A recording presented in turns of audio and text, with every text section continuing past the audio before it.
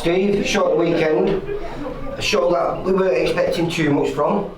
Actually, it delivered more than perhaps any show we've had in recent years. Yeah, it was an exciting show, wasn't it? We had a few knockdowns and a few stoppages and some good fights, some not so good, but you know, we'll talk it through. You know, it certainly give value for money, and that was one of the things I was a bit worried about when we put it together last minute, but it's done now, and I wouldn't say we got away with it because it was a half decent show. Yeah, it was. Well, a kid who fought our show last time we was at Oldham, Asad Riaz, Iron Fist.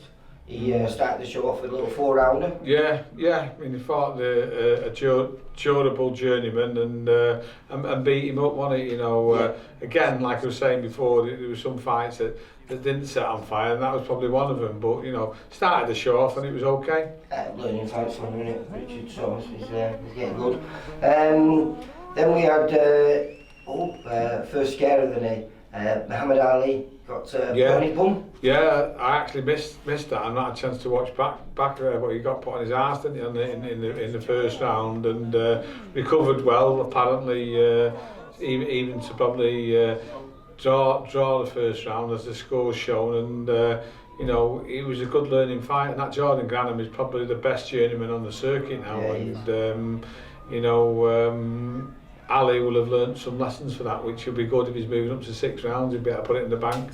Yeah. Then we had a good return for Jamie Mitchell, where he got his first stoppage. Yeah, stoppage for Jamie. You know, he's put a little bit of timber on, hasn't he? And we had to change opponent. Got someone the night before for the 13 stone 7. So you know, I have to have a chat with Jamie about whether he's going to dedicate himself and be a light heavyweight, or whether he's going to build himself up and be a cruiserweight. Personally, I think he's got to be a light heavyweight, but you know, that's something we've crossed there. But you know, every time he fights, he looks like he's got talent.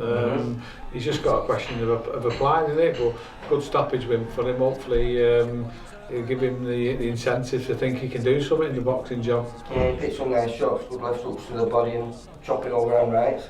And then we had the luxury of Sam Eggington on our show.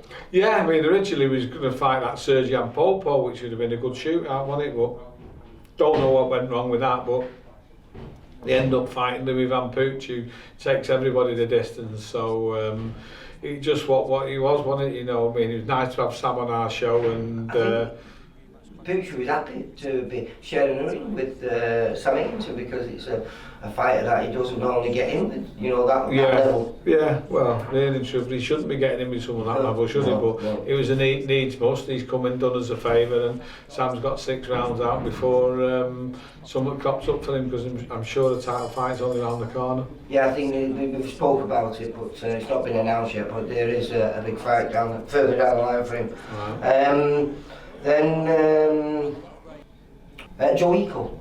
Yeah, Joe, again, good fight with Michael Mooney. Mooney always comes in as a go, doesn't he? And it was good for Joe to get 6 rounds and do the 6 rounds. I mean, I'd probably like to enforce it a little bit more and box more destructive than he did do, with his hands down, flicking and fighting about. But you know, that's his style. I spoke with Kelvin, his trainer. You know, once he starts getting in higher level and fighting 8 and 10 and maybe championship fights, he can't do that. But you know, he can get away with it for the time being.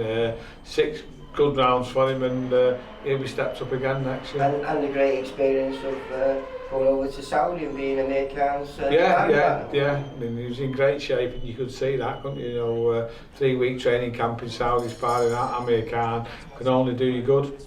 Is that right? You're talking about moving him down to super featherweight? Yeah, that's what he wants to be. So I think next time we're going to try him at 9 stone 6 the day before. Yeah. An absolute cracking fight once again with a young Aqib Fiaz.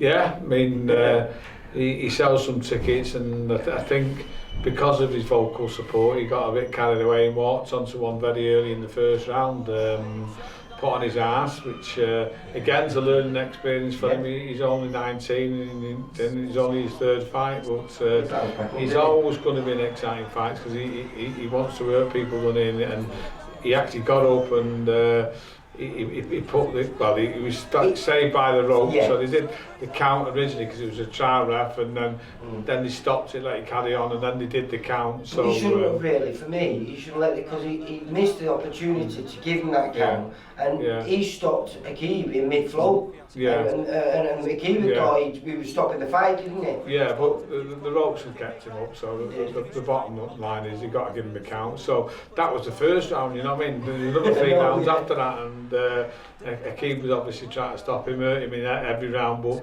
you know, the kid was durable, you've got to give him his due. He stood and fighting Akib a few times as well, so it was a great fight for the fans, it was a good learning fight for Akib, and he'll keep progressing. Definitely.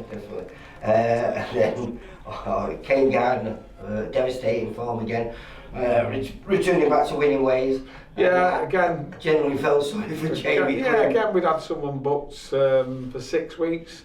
Two days before he pulls out, and just leaves us in the shit. And Jamie Quinn did us a good favour jumping in. Unfortunately, he was a level above him, Kane, and he punches a bit harder, and he's probably a weight above him as well. So you know, I don't blame Quinny there for calling it a day. He'd been over and he'd been it. But you know, not many people can do that. What, 96 fights? Only twice I think he's been stopped. And Sam Maxwell and I can't remember who the first guy was. Stephen Smith was the last time as well. But you know, Kane's a big, strong light welterweight in this. So thanks Quinny for jumping in and doing it, and well done, Kane. You proved, and now that you're ready for that Central Area title, which I believe is going to be his next fight, With Bilal Raymond, We're excited. And then another good outing for Bob Adjusef. I mean, that Kennedy comes and has a go, doesn't he? And I feel sorry for him really, because all he's ever doing is fighting top kids. But he got in and he got overwhelmed and put over in the first round, and you could see the writing on the wall for them. But fair play to him, he stuck in there, and he nearly got through. It was like a minute of the 6th round. 30 seconds left. I felt a bit sorry for him because he'd put an effort in to get through. But another stoppage for Bob. He's had 3 wins now since he's joined us, and he needs a big fight now. I've got to get him a big fight. I've been trying. He gets turned down by everybody, but you know, surely the board can mandate him into either the British or the Commonwealth, which he gave up to move on to try for a world title. So you know, he's getting on a little bit now and keeps himself in shape. We've just got to get him a big fight. And then last but not least, what a cracking knockout in Diego Costa against I mean the the kid, when he come got his money, was saying like he shouldn't have been stopped, and they knew he'd get ripped off coming up north, but you know, I think he still didn't know where he was then when he recovered his money 20 minutes later, you know. How did he get up? It was like he was asleep when he was going down, wasn't it? And then when he's gone down, he jumps up and he's walked some of the way, and the referee waved it off straight away, and that was the right decision, you know.